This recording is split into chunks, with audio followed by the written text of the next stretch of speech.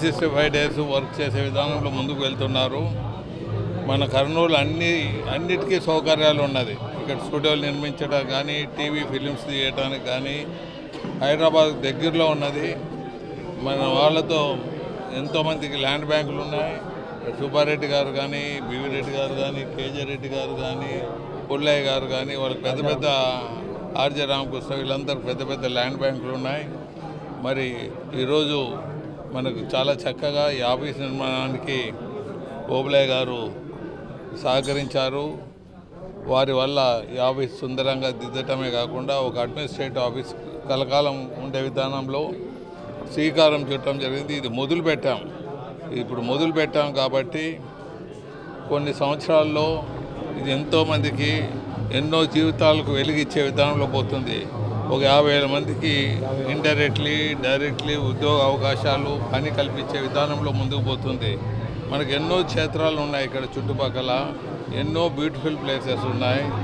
ఎన్నో సినీ పరిశ్రమ పనికి వచ్చే లొకేషన్స్ ఉన్నాయి.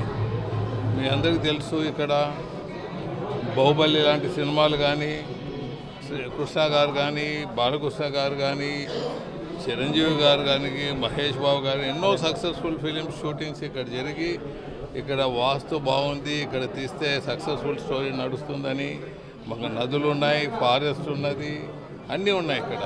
సో ఇప్పుడు శ్రీకారం చుట్టడం జరిగింది. ప్రభుత్వం కూడా దీనికోసం సహాయ సహకారాలు అందిస్తే ముఖ్యంగా మనకు ఫిలిం హీరో పవన్ కళ్యాణ్ గారు కూడా దీంట్లో ఉన్నారు కాబట్టి డిప్యూటీ ముఖ్యమంత్రి, ఈ శాఖ సంబంధించిన వాళ్ళ మినిస్టర్ కూడా ఉన్నారు. అలాగే చంద్రబాబు నాయుడు గారు ఎప్పుడు డెవలప్ చేయాలని కుతూహలంతో ముందుకు వెళ్తుంటారు.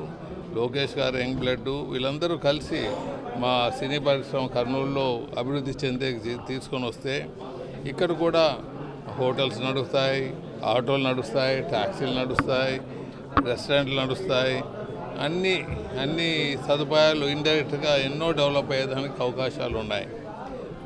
పూర్వ వైభవాన్ని మళ్ళీ మన కర్నూలు తీసుకొని వచ్చేదానికి ఉంటుంది. మనకు హైదరాబాద్ దగ్గరలో ఉన్నది, బెంగళూరు దగ్గరలో ఉన్నది, మద్రాసు దగ్గరలో ఉన్నది. ఇలాంటి మంచి ప్లేసు లొకేషన్ని రాష్ట్ర ప్రభుత్వం పట్టించుకొని ముందు ఈ ప్రాంతాన్ని ఒక హబ్గా, స్టూడియోస్ హబ్గా తీసుకొని పోతారని ఆశిస్తున్నాను.